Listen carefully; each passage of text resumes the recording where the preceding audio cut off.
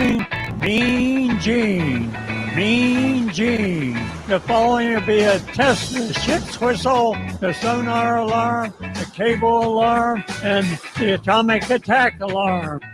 Live from Peach Timeout in the heart of Times Square, you're listening to Beach Talk Radio with Kim and Ed Ryan. Good morning. Good afternoon, actually. Microphone's up. I don't know. There we go. There we go. Use your microphone. My microphone doesn't seem to be working. How we have sound now, everybody. We are outside the house in the rain today. It's a lovely Sunday, and we have a special episode. We're going to talk about things opening up.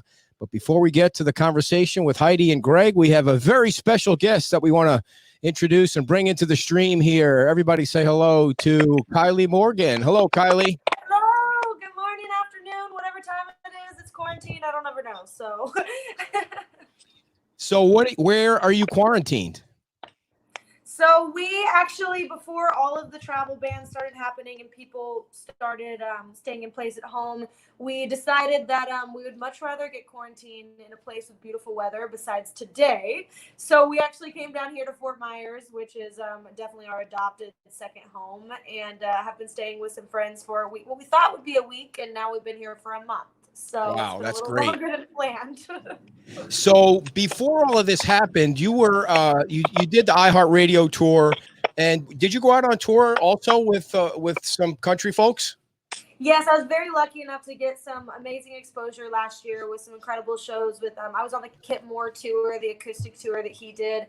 I did quite a few shows with Dan and Shay and John Party and Maren Morris, and was able to hop on the road with them, which was so fun and so exciting. And man, am I missing the road and traveling and being on stage right now. So if there wasn't a quarantine, did you have something lined up where you would be on the road with others right now?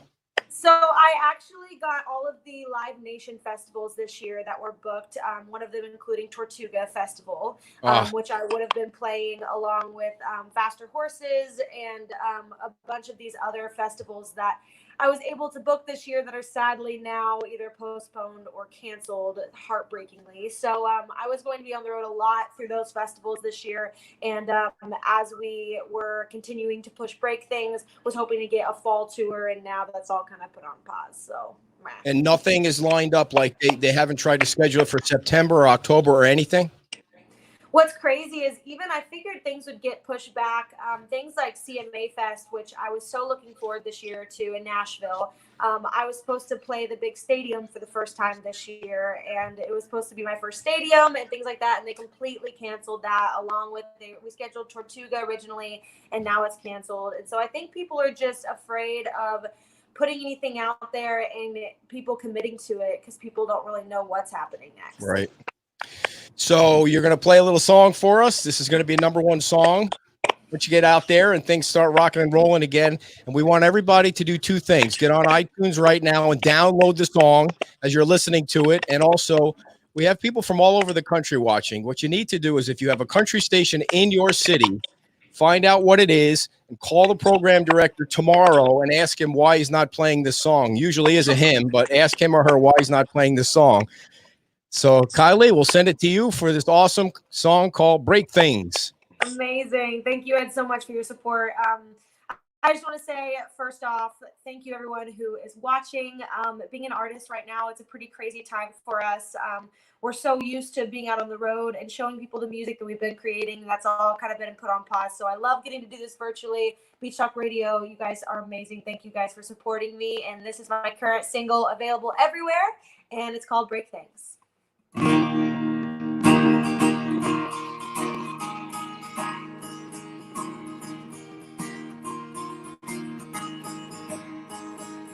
a 65-mile-an-hour drive. I'll be doing our thing. If it says don't look, don't touch, you know that's where you'll find me. More air than the keys to your pickup truck. 'Cause I drive like I drink and I only drink from plastic cups. So don't stand too close, no, don't fall too close. I ain't a promise in the dark. 'Cause I break things, you think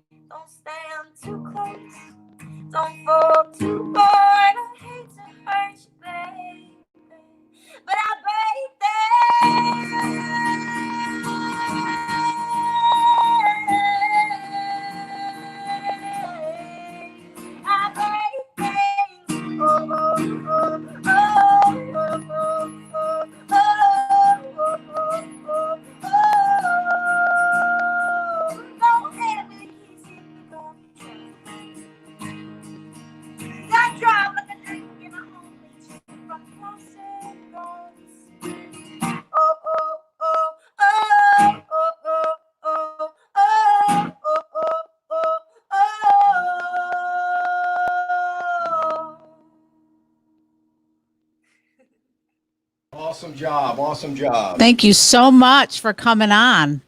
We really appreciate it. Thank you so much for having me. And Kylie, one last question. How was it when you played that song at the Ryman? Oh my gosh. I mean, for anyone who's ever been to Nashville, the Ryman is kind of literally like the Super Bowl for any country artist when it comes to just the dream place to play. And I was so lucky enough to be able to perform there this year, play that song, and then not only do that, which was a bunch of just incredible first times, but I was able to share the stage with Carrie Underwood and Reba McEntire and John Party and Luke Bryan and Keith Urban. And it was just literally a day that I was like, who let me in here? Who allowed me to play on this stage? I can't believe this is happening. It was definitely a day that I will never forget. Well, we were there and we were glad to see you and see your career evolve. I know it's been great to see your career evolve, and we wish you all the best of luck coming up and get through this Corona stuff and keep moving on. Yes, that would be wonderful. I would love for everyone who's following now to follow me on Instagram at Kylie Morgan Music. You can check out all my stuff on there as long as KylieMorgan.com. You guys have been amazing to me. Thank you all so much for having me and loving on me. I love you guys. I love what you guys are doing, and I can't wait for you to actually be together in person again with you guys. So thanks, Kylie. And say hi to Jay for us. I'll do it. All right, take care. Kylie Morgan, everybody, and you can go to iTunes and download that song and many of her songs right now. And we're going to start the talk segment of our show right now. It's time to get back into the discussion of when things should open up.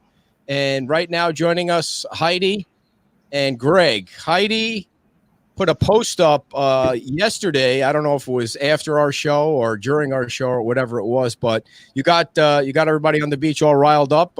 So first of all, before we get Greg in the picture here and talk to him, because Greg's also been one who's been adamant about getting things open right away without any restrictions. What happened yesterday that got you all riled up, Heidi? Well, I don't necessarily think it was just yesterday. I think it's been a series of days of weeks of building. And, when this whole thing first started, everything was based on a theory. Hundreds of thousands of people are going to die. We need to stay at home. We need to do this. We need to do that. So now we've all stayed at home, but we've also now all done our own research. And it's time to move on. Staying at home is not helping anybody whatsoever. By staying at home and being all crazy and wearing masks, all we're doing is depleting our own immune system. So now, when we put everybody back together, you know what's going to happen? All the healthy are going to turn sick. And it's a fact. I mean, our immune systems are built up from germs. When you're a baby, you have no immune system. You grow an immune system, and if you're immune compromised, I have a great friend that is. Will I be seeing her in the next month? Probably not. She knows she needs to stay home. But the rest of us who are healthy need to get back to work. It's been way too long. Heidi, what is it for those that don't know, what is it that you do on the beach? My husband and I do short-term vacation rentals. And that obviously you can't do anything. You're not supposed to do anything right now. Nothing. Until the end of June, I think, or at least they're going to June 26th. They had us cancel all our reservations for May and all our reservations for June, which makes absolutely no sense. Why do we have to cancel them 90 days prior?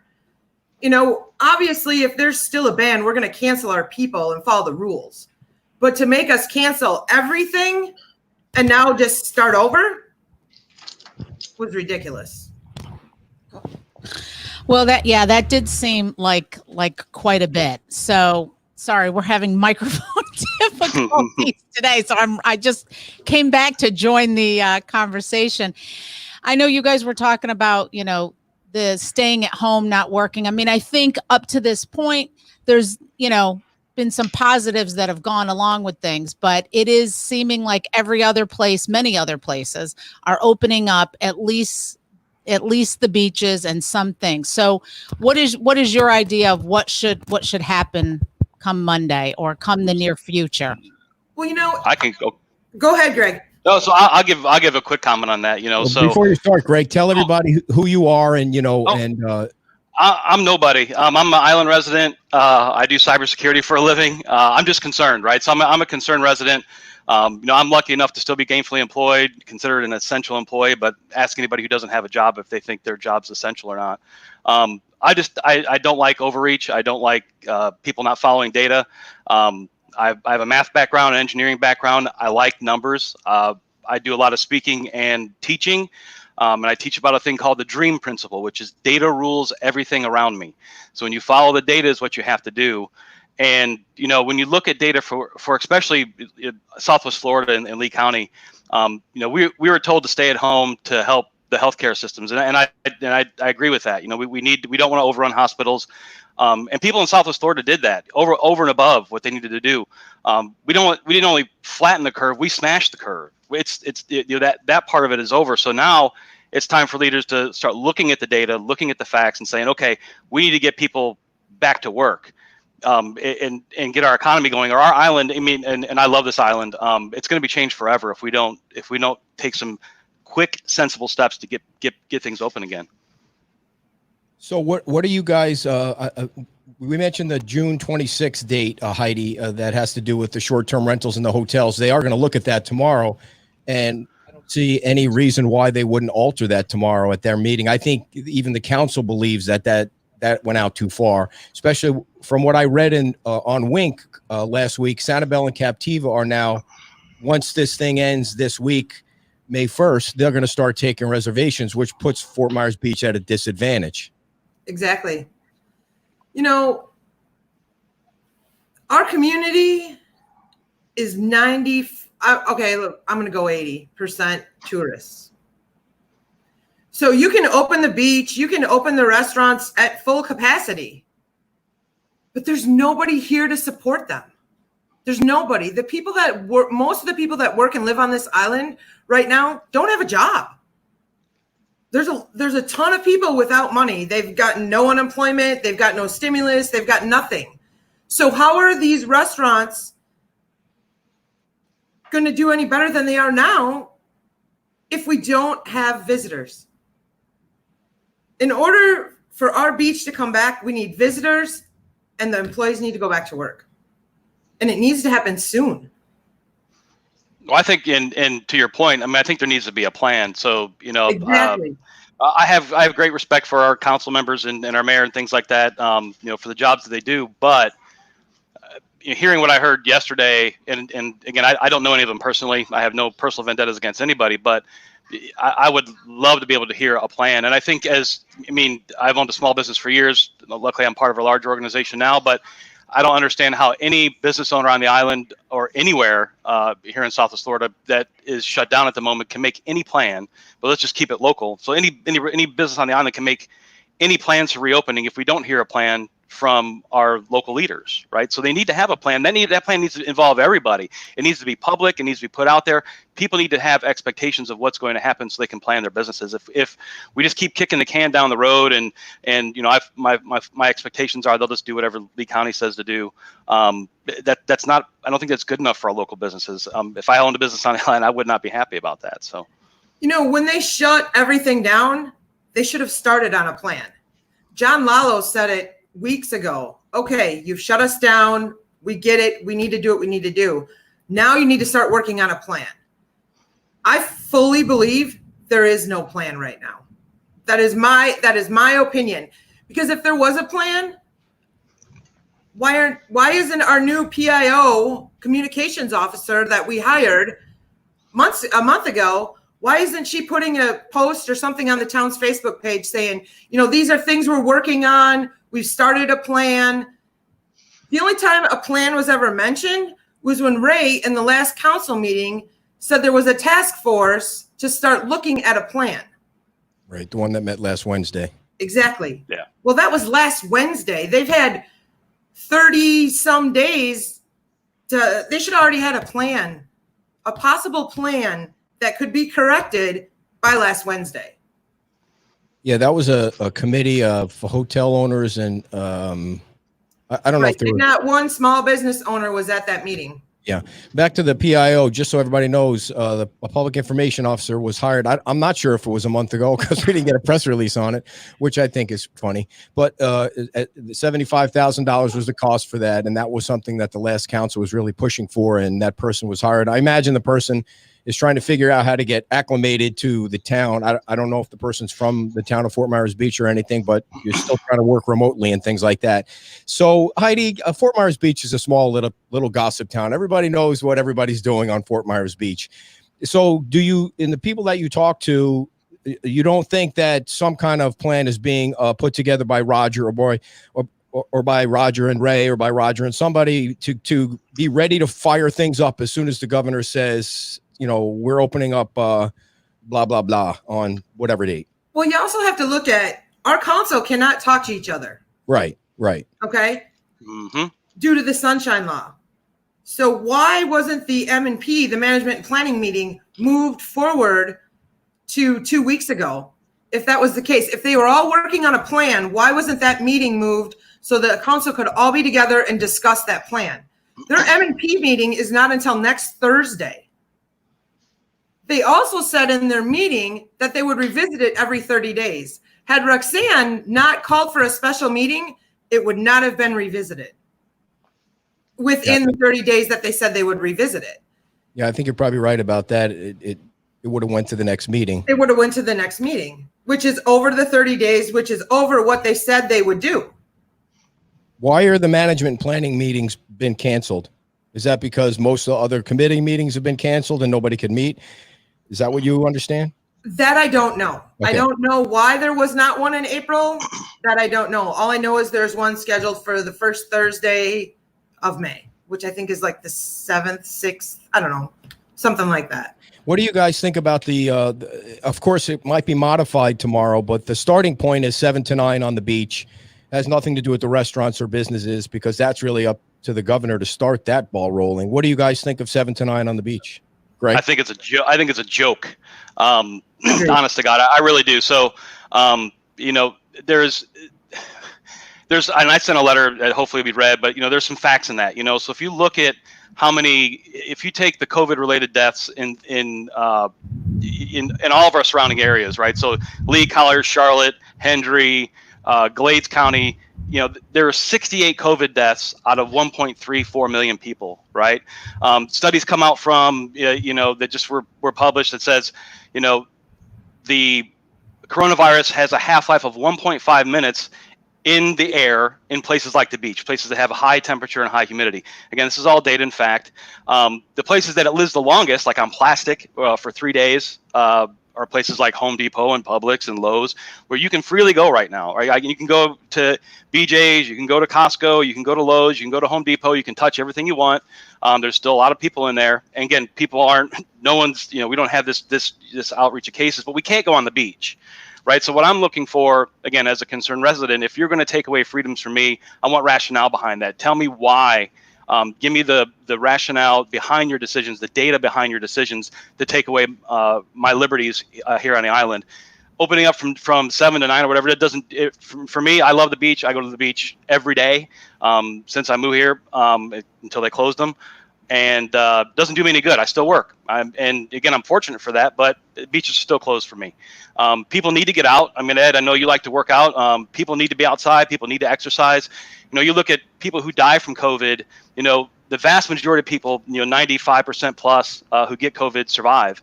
The ones that don't have a lot of comorbidities, things like obesity and diabetes, hypertension. Hypertension and obesity can be fixed by exercise. It's not rocket science. We need to get people out. Being outside is healthy. We need to get people on the beach, and open up the beaches unrestricted is a really good way to go. Hey, look, nothing bad is happening. People are on the beaches. People respect whatever social. When's the last time you went to the beach, sat on the beach within 6 foot of anybody? Every time I put a chair down, if I get within, I start to feel, a little claustrophobic. The beach is huge, 6 Mile Island. We can put people on the beach. People can go out there. People can be responsible.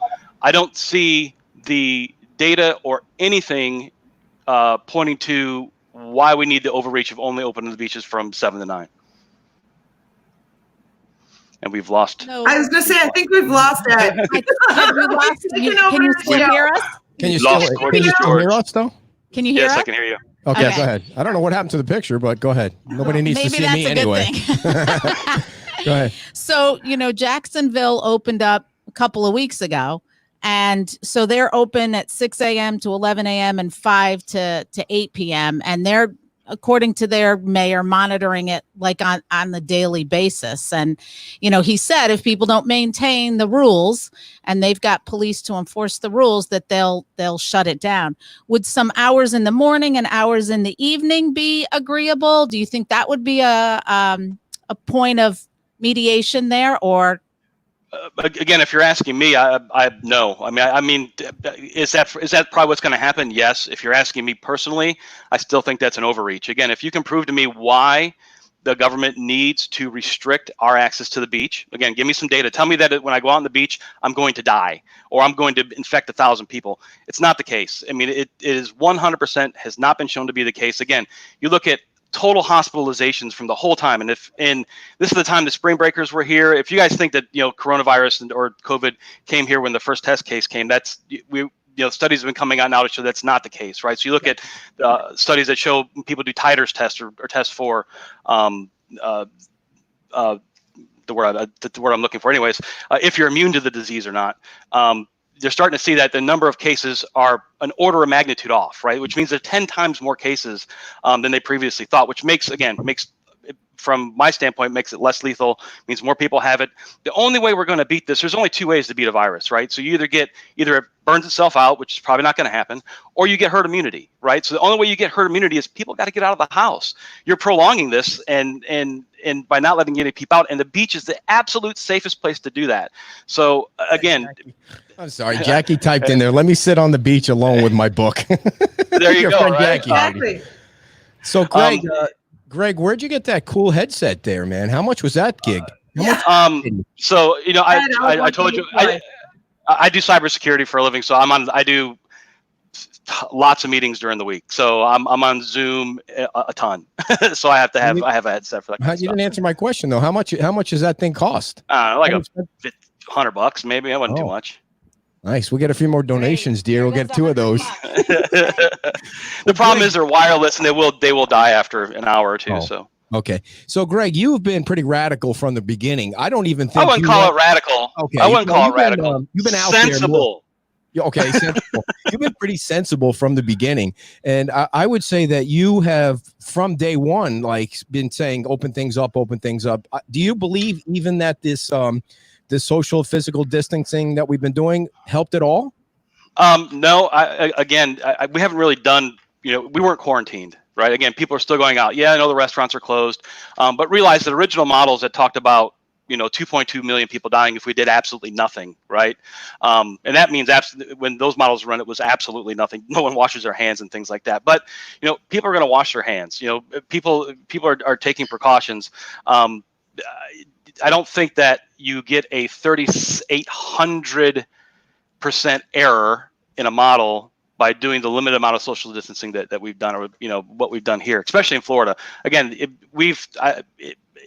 especially here locally, the cases just aren't here, right? They're just not. We've had basically about 200 people in the hospital total since the beginning of this for COVID in Lee County. That's less than 0.2 something of the population of Lee County. We need to get things moving again. If people want to practice social distancing, that's okay by them. If they want to stay home, I have a neighbor who I love to death. She's immunocompromised. She should absolutely stay home. Until this thing, you get enough herd immunity. But those people you're not going to protect those people until you get people out of the house. So we need to get people out of the house.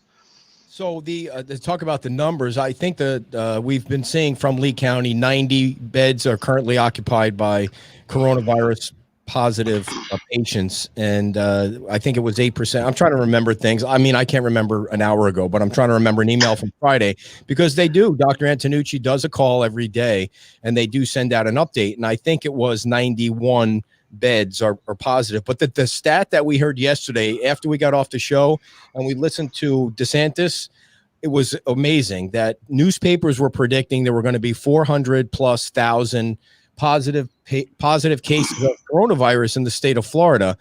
And he said there was 2,100. And I don't mean to laugh at the people that have it. I mean, certainly, but that's a huge mistake. That's a gigantic error.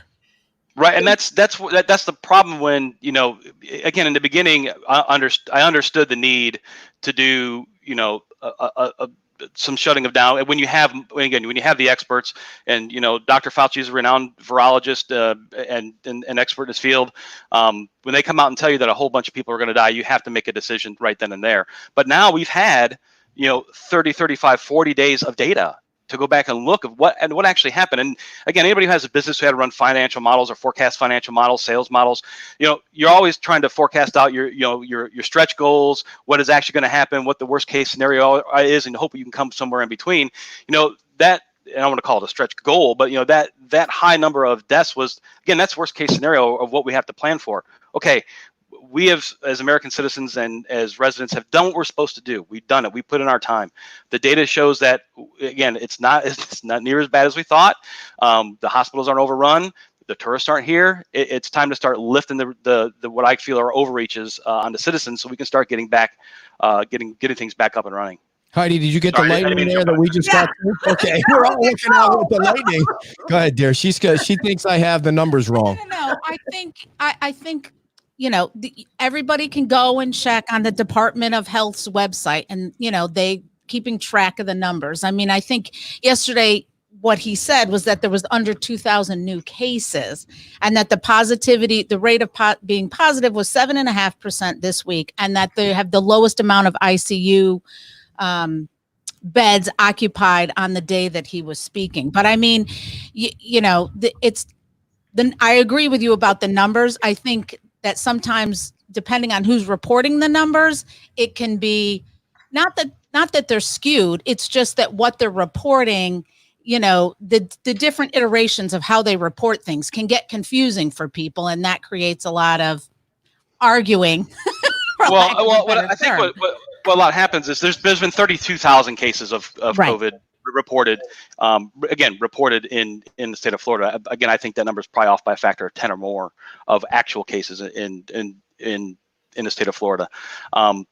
But again, the more you test, the more you're going to find it, right? So people say, you know, oh, we're getting more cases. I mean, the things that, again, the numbers that don't lie, people in the hospital and people who died, those numbers don't lie. Right. Unless, I mean, there are things out there, and again, this is, you know, New York, Illinois, Missouri, and some other states. Again, they count a lot of, if you have COVID when you die, you're coded as a COVID death, whether COVID killed you or not, right? So even given those numbers, fine. The number of people who've died is still a very small number. And again, I don't mean to trivialize anybody who suffered a loss from COVID or anything, or even from the flu or from an auto accident or anything. You know, anybody who dies is tragic. But we don't stop driving because people die in car accidents. You know, we don't shut down the country every year because 65,000 people die of the flu every year. We have to be sensible about it, right? We have to as a country go, okay, it's time. We got the data. It's time to open up. It's time to get going. We have to be sensible. And right now, I don't think we're being sensible. Here's go ahead, Heidi. You want to say something? No, he's exactly right. I think we're still in the fear mongering process, and we're not actually really looking at the data and the facts. One of the things I got a text I got an email this morning from somebody that lives out here in Gateway, and they said, did I hear that Fort Myers Beach is going to open the beach tomorrow from 7 to 9 just for residents? And I think that small window, although it's not just for residents, but that small window is with the hopes that people won't line up at the bridge and try and figure out a place to park and come out over the bridge and hang out on the beach. I think that's what that is. That's just my opinion, though. But his second part of his response was, how tone deaf are they if they think they're going to close off the beach to everybody else in Lee County when the restaurants want those people to come down and spend money? Screw them. Exactly. So you can't do it that way. There's no way that's going to work. You know, at 9 o'clock, if I'm out on the beach riding my bike or taking a walk, so at 9 o'clock, I have to immediately get off the beach and go back to the sidewalk. Yeah, it's tough. I would imagine it's going to be tough. It makes absolutely no sense to me. Yeah, and then how do you try to police that for residents only, right? So now I get to be stopped and asked for identification without any commission of a crime or anything like that. I have to present. Yeah, that's pushing a little bit. Again, I hate overreach. And that seems very overreach to me. Greg, let's talk about that for a second. One of the things that worries me is now you have every citizen in the country checking his or her bank account looking for $1,200 handout from the government. A lot of people need that. You have businesses that need the money that aren't getting the money because businesses that have millions and millions of dollars in the bank and their public companies are stealing the money from small businesses, and everything is so dependent on the government now. It's pretty scary that they keep printing money for people and companies and businesses, and everybody's sucking off the government now. I understand the government made us shut down, so the government owes, some kind of payback to the people. But it's just how much longer can that go on? Well, it's not good for the economy, right? So you can only, just like a car deal, right? They're going to get their profit one or the other. Squeeze the balloon here, squeeze the balloon here, whatever. The more you print money, inflation's going to happen. Our debt, another $2 trillion that they put out in stimulus. Again, they had to do something. The government did force you to shut down, so they needed to do something. That can't go on forever, right? We can't just continually print money, or else our money will be worthless, right? And I don't think Americans. Again, I'm speaking for myself. And I got a lot of kind of a shock by people here recently. Again, I would thought people would be much more appalled of being told to stay in their homes and not go on the beach, and people we're dying for that kind of control from the government. Neither here nor there. But I think majority of the American entrepreneurs, American small businesses want to get out there and work. They want to open their businesses. They want to contribute to society. They don't want to be dependent on the government. That's just, I just kind of think of Americana is, right. I'm very fortunate that our business is still up and running, and I work a ton, even more now that this has happened. But I think everybody wants to get out there and work. They want to open their businesses and they want to get back to work, and we need to facilitate that quickly. And it starts locally, right? So it has to start with the local leaders. They have to help us facilitate that, and plan that out, and it has to happen fast. The thing that one of the other things that bothers me a little bit about watching the governor yesterday, hem and haw on, not yesterday, the day before, after he got his recommendations, he was criticized for being slow to close things down. So I expected that he was going to be quick to start opening things up. And it doesn't seem like he is. It seems like he's kind of slowed his roll on opening things up again, that he doesn't have to give anyone a date. Well, not giving anyone a date is basically not having a plan. So my thought is, why can't the council, I know they can't, but the council, I think, should tell the restaurants to open up. Well, they can't tell them to open up until but who's going to make them May stop? 8th. Who's going to stop them? Who's going to stop them? May 8th is when the order. They're not going to risk their license. Well, who's going to so come that in and you do can that? get a wrap? I mean, they have till May 8th is when it ends. Okay, let's say May 8th. Let's say May 8th. If he doesn't do anything to extend it, then May 8th they'll open. The extension. That's what I'm saying. The governor said May 8th is the date. Open up, Marty. Open up, John. Let's go. And May 8th, the thing is, the reason I'm saying that is people are not idiots. The business owners are smart enough to go to 50%. Absolutely. They're smart enough to clean after everybody. They're smart enough to wear gloves. And the people are not all going to go rushing out. Some people are scared. Some people are going to stay in their house. Some people are going to still use Instacart. And so give them a fighting chance, for Christ's sake. Give them a fighting chance on May 8th to make some money. And I'm so happy to see you fired up about it. I got to be honest. That's I'm always one for a little bit of civil disobedience, right? Oh, good. He can come to your house, man. Come on, you're welcome. I'm remodeling underneath, so and I have a whole. I know you're dying to get to the gym. I got a whole set of these Bowflex dumbbells you can use. They're awesome. He's on the way. You bastard! You're riding all the weights. But I think that's one thing that people are the people who don't want things open, the people who are very adamant and afraid, and I'm not trying to downplay their fears. I mean, everybody's scared of something, right? And they but yeah, maybe I don't want to be struck, but what I think they don't think about is that business owners, and especially entrepreneurs, and anybody who has a business on this island is an entrepreneur. They're crafty people. They will figure it out, right? Give them the confines of what of what to give them the rules of engagement, right? Tell them, okay, this is what you have to do. They'll figure it out. Yeah. They'll make a go of it. But you got to give them that chance. You can't just go, we're just sit in your house with your thumb up your rear for as long as till we tell you that and let you go. There's got to be a plan. They got to start giving out dates of when this can start happening and let them go. Let them be the entrepreneurs that they are. They'll rise to the challenge. I guarantee it. Well, Sorry, and I Diane, think I have to every apologize for my business, language. Go ahead, Heidi. I need to I apologize. think every business owner has a plan of how they're going to do when they can go. And if they don't, well, that's on them.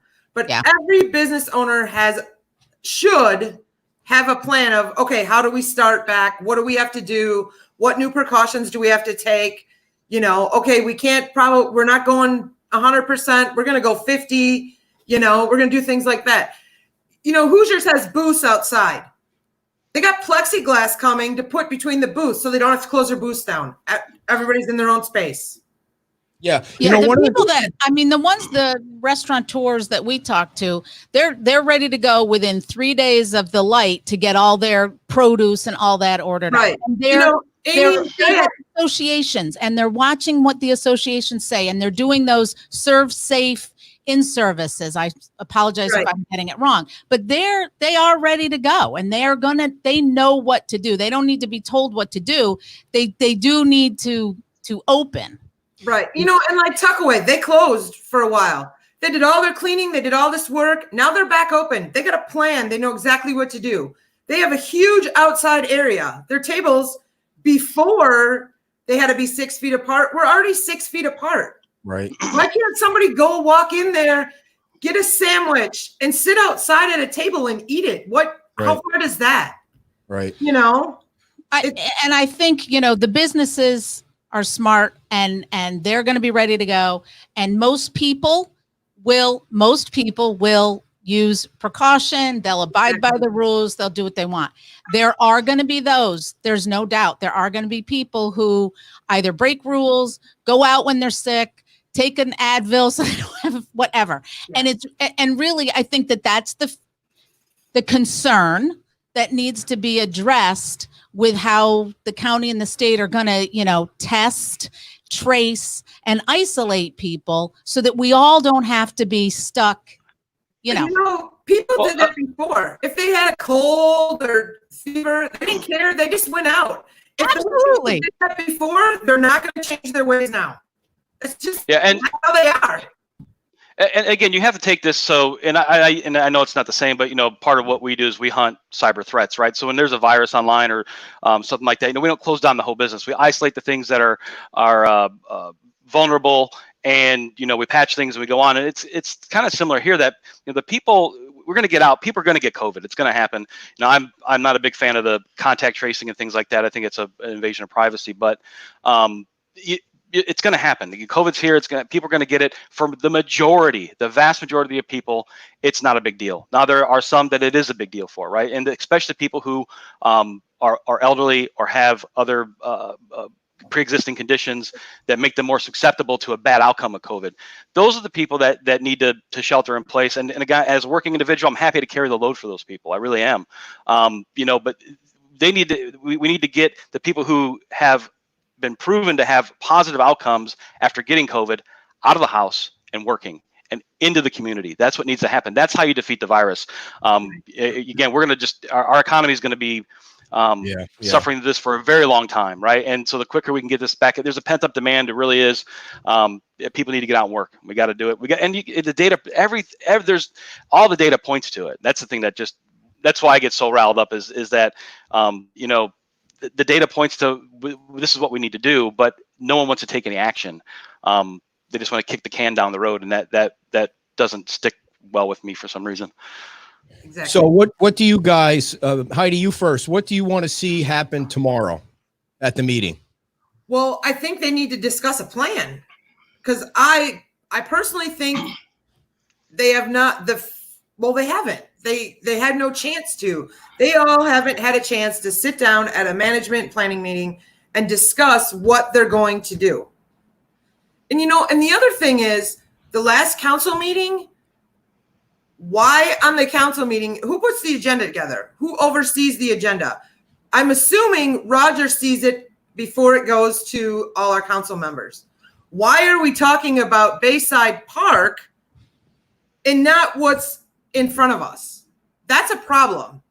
You have businesses shut down, you don't have a plan, and you're talking about building a park. That's not what people wanted to hear. And I think they just made people angry by not having a discussion about it. Things like the Bayside Park can wait till July. I mean, we have issues at hand that need to be addressed that they didn't address. And that this special meeting, they really need to sit down and they need to figure out exactly how they think they need to do it and what they should do. Because I feel that it hasn't been done. Each person may have their own thing of what they think, but none of them have talked together of each of their plan. Mm-hmm. So if each person comes in with their plan, they can put something together.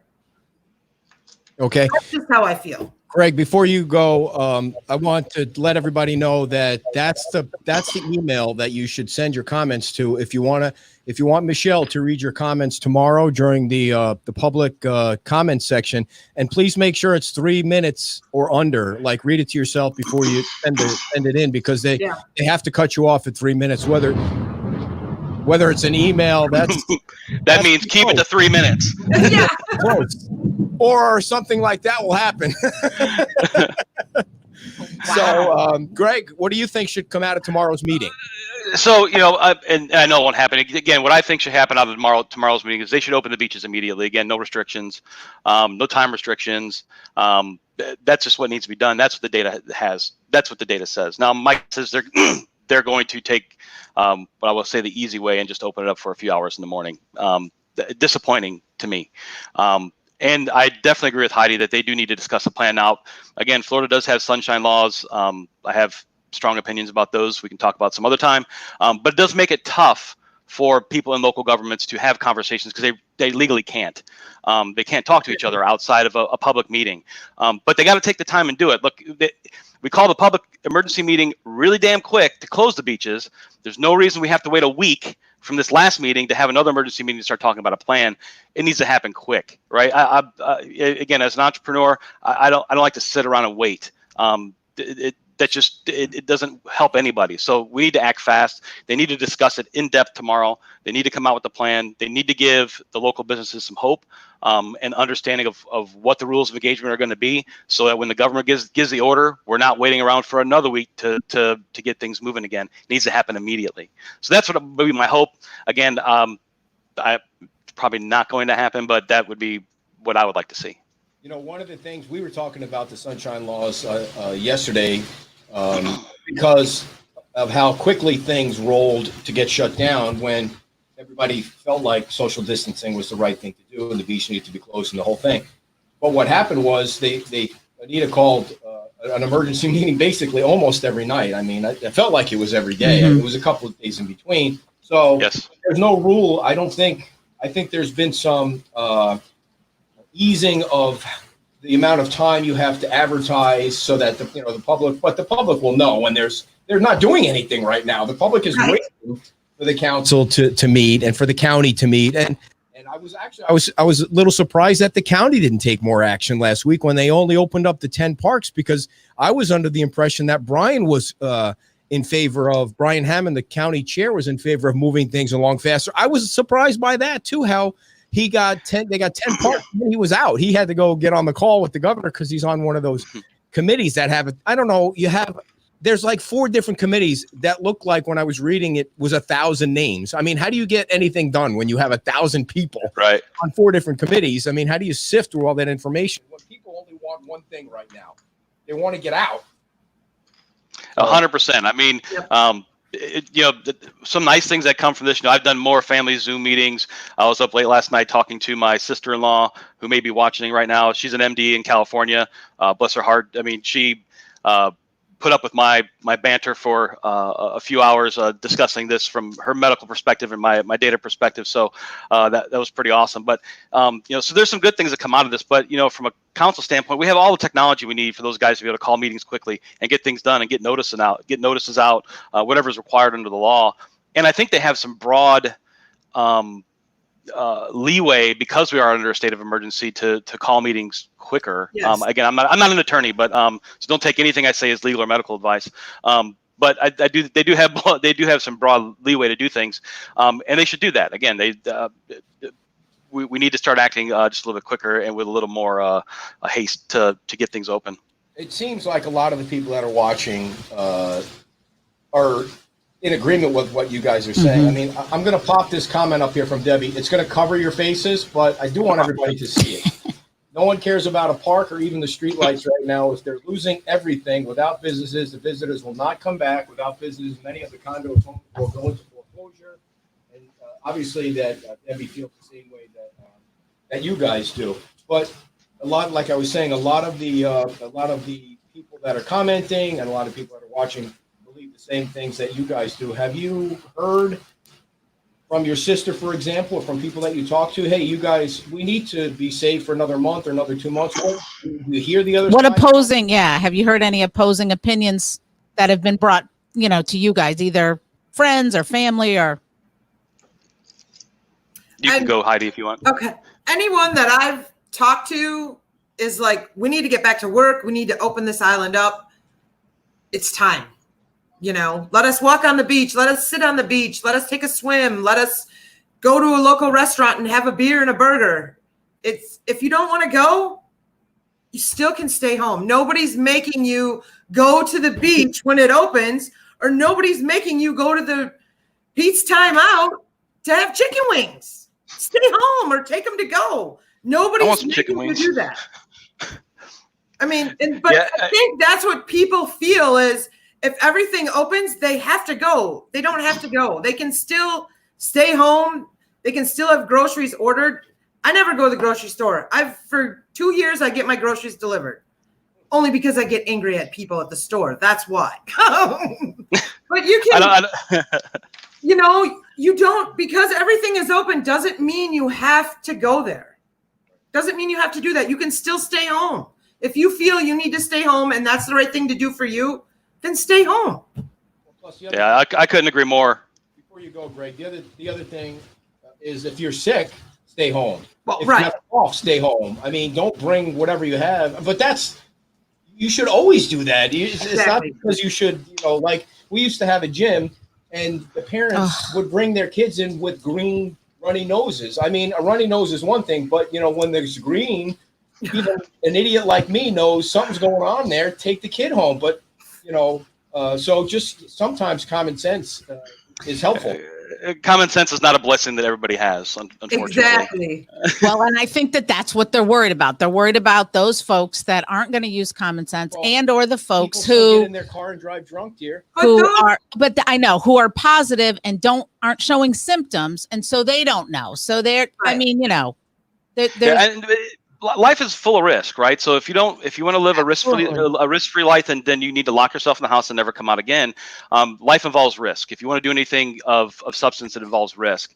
Most of the people I talk to are definitely have viewpoints similar to mine, but I can tell you I do get a lot of people who make usually snarky comments to me, like to call me names and things like that. It doesn't bother me. I got thick skin. But I think, again, if you think about it, if you just take a sensible approach to it, look at the data, there's only one conclusion to come to. Are you going to have people out there doing stupid things? Yep. But like you said, Ed, there's people out there do stupid things every day. Every time you get in your car, you take a risk that either something is going to mechanically malfunction and you kill somebody, or someone's going to be drunk behind the wheel and kill you. It's risk, right? Every time you take your boat out, something bad could happen. It could sink. Again, you can keep going down the things. And it's no different with flu and any other disease you can get that's communicable. But we can't live our lives in fear. And if we want to live in fear, we're just not going to have an economy, and everybody will just be, this place again. In the comments about discussing turtle lights and parks and things like that, again, I don't know what. Again, I'm not a lawyer. I don't know if they had to go through that kind of stuff. But turtle lights and parks would be a moot point if we don't get things rolling here pretty soon. Exactly. Greg, what does your sister say? My sister? I don't talk to my sister. My sister-in-law. So my sister-in-law. Yeah. So their biggest thing is around, they're in California. They're definitely concerned about it. PPE is a big deal there. So getting a hold of PPE, we had a big discussion about, PPE, personal protective equipment, and for the hospital, which again, if you have to go to work and you're a nurse, 100% agree you should be able to do your job safely, and you should have all the PPE you need. So that's a problem, right? So we need to kind of get that PPE out there. She kind of disagrees with me, obviously, with some of the data and things like that, especially around deaths in New York and comorbidities. She's like, well, who doesn't have a comorbidity? Most people are obese or have some kind of hypertension, and things like that. Yeah, I understand that. I can take that into account. But when you look at it from a local level, and now Southwest Florida being kind of local, we are not New York, right? We're not sandwiched on top of each other. And even in New York, they never closed the subways. So we closed our beaches where you can easily social distance. The subways are still running in New York, right? So we have to take common sense things. We're not New York. We need to take what we're doing here and the good job we've done, and we need to make sensible. Our leaders need to make sensible decisions out of that data. Yeah, I can't hear you. Oh, there you go.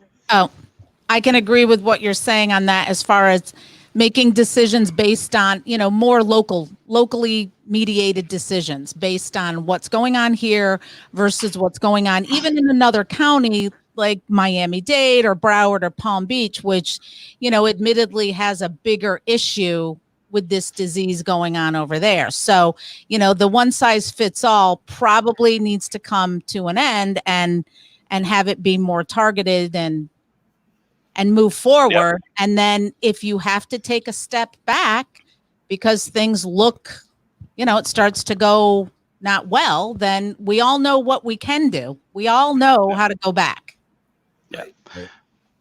Yeah. Half the deaths in the country are in New York City, right? So you really got to take that, those kind of things in perspective when you look at, again, I don't mean to trivialize anybody's death. That's not the case of it, but you really do have to look at the numbers and act accordingly. Again, we don't do this for influenza. We don't do this for anything else. And again, people are going to scream, it's not the flu, and it's okay. Well, when that proof comes out, I'm happy to say, and it probably is more virulent than the flu. It may be a little more deadly for people who have, some exacerbating conditions, but that's not the majority of people. The majority of people who get it either are asymptomatic or have a positive outcome, and that's what we need to focus on. And I wish the news would focus on that. The news is so good at just pushing out, we got another new case in Florida, topped 1,000 deaths, and all this stuff that just really puts panic in people. And people are just a panicky bunch. And this is why the government doesn't tell us about aliens, just to be honest. Oh, okay, well, that's another show. And there you went. Yeah.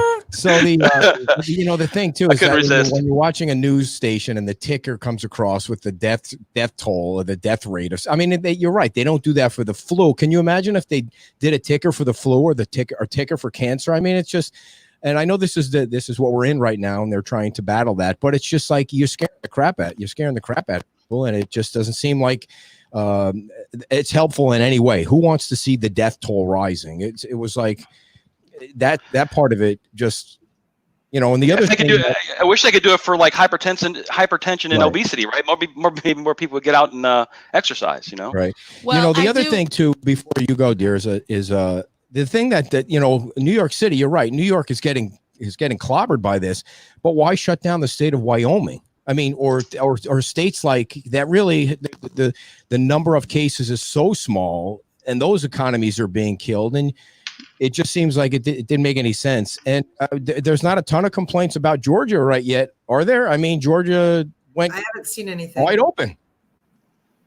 So no, or it could be like in the state of Michigan where it's basically martial law, right? Right. And those are the things that really scare me, right? Because it's you have these people online begging to be shut down and begging to close everything up, and they don't realize. Again, I'm not ex-military, but man, I'm a diehard American, and people just don't realize that it's easy to give those rights away, and it's freaking difficult to get them back. Look what we're trying to do just to walk on the beach, right? $5,000 fine to get those rights back it's a fight,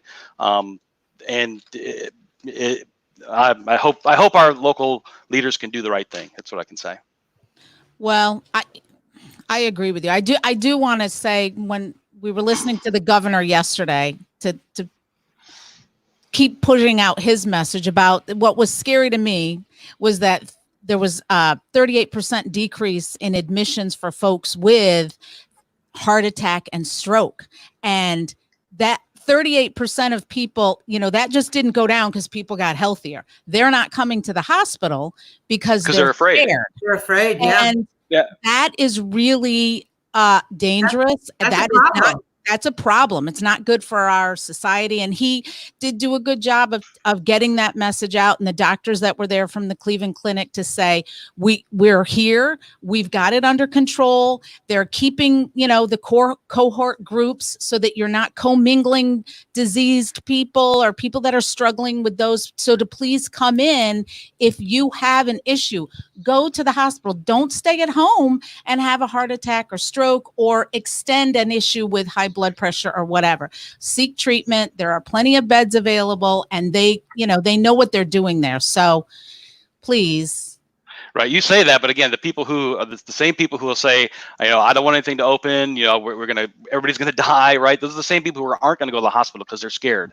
Right. Fear manipulates people like none other. Right. So, you can people can do research on, how propaganda during Nazi Germany but fear motivates people, right? And that motivates them for good and bad.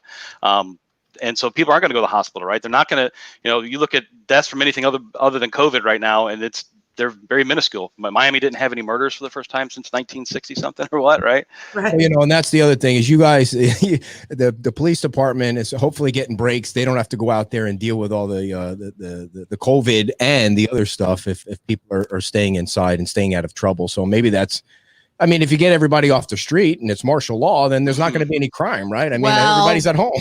There's not, but I do think there's been, you've heard about the domestic violence people being in the a comment problem box. at home. And that's a concern. Not this home, dear. Not this home at all. Females and children that, there are other negative outcomes and impacts of people staying home.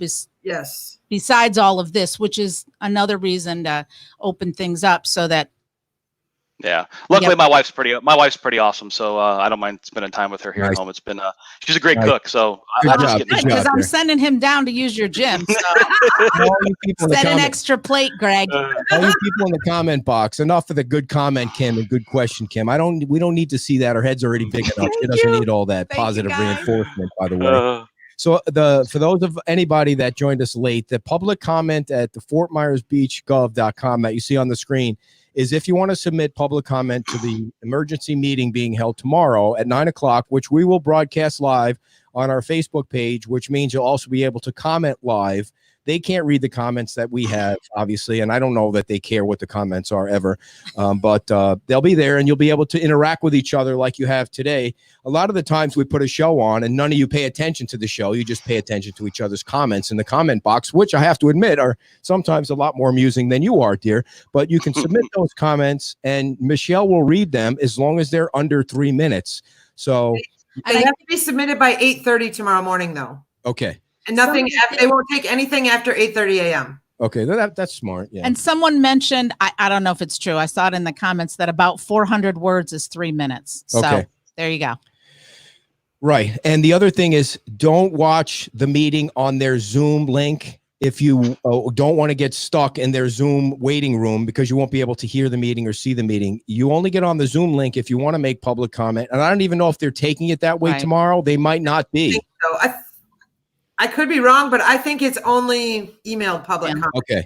That's what I think that's what Maxine it makes life easier because of the technology issues that sometimes run into with Zoom.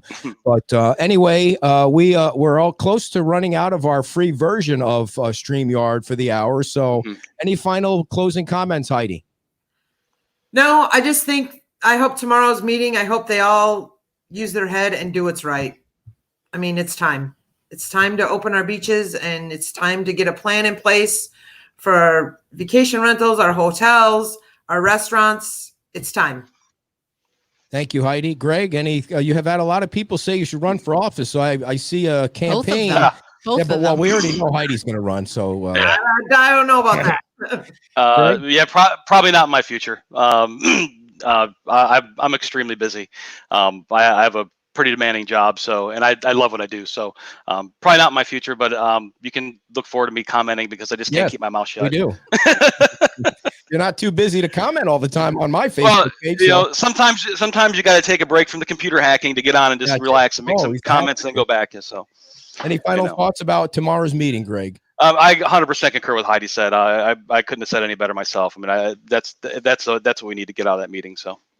Well, you guys have a great weekend, whatever's left of it. I mean, every day's a weekend now, right? Until they open things up. Well, these days just kind of blend into one another. So thank you guys for doing this on Sunday. Take the time out of your busy Sunday. Have a great day, and we'll see you soon. Thanks, Ed. Thanks. Ed. All right. That was Heidi and Greg, and they were super great. And Kylie Morgan was super great. And I think what happened was the rain got into my microphone cord and right when the show started. So we want to thank everybody for tuning in. Any closing thoughts, dear? And what you would like to see happen tomorrow? I think you should pack up your stuff so you can be down at Greg's tomorrow and you guys can watch together, because I have to work. I'm not going to Greg's. I'm going to be here in my back room like I always am doing my job. On a serious note, I think at least for the people today, the majority of the comments were to open things up in some way, shape, or form. I don't think it's going to be a wide open turn on the faucet opening, which I agree that it should be measured and scaled and monitored. And how much that is, I don't know, but yes, the answer to your question, Carol, is yes. We are going to be carrying the meeting on our page at 9:00. So you guys will be able to watch the meeting and comment to each other if you choose to about the meeting. I mean, what else does anyone have to do tomorrow, right? So it is a very important meeting. And I felt like I've been saying that for years now. This is a very important election. This is a very important meeting, but it is an emergency meeting. And I think they're going to start with the 7 to 9 beach opening. And there were 3 votes. Jim, Dan, and Rexanne. Rexanne suggested it. Seemed like there were 3 votes at the last meeting, but that doesn't mean it's going to be 7 to 9. They clearly could modify it to whatever they want, and they can. I do think this is the first of more emergency meetings, because I just think that it's going to require initially them to have the time to talk, because they can't talk amongst each themselves. Right. So.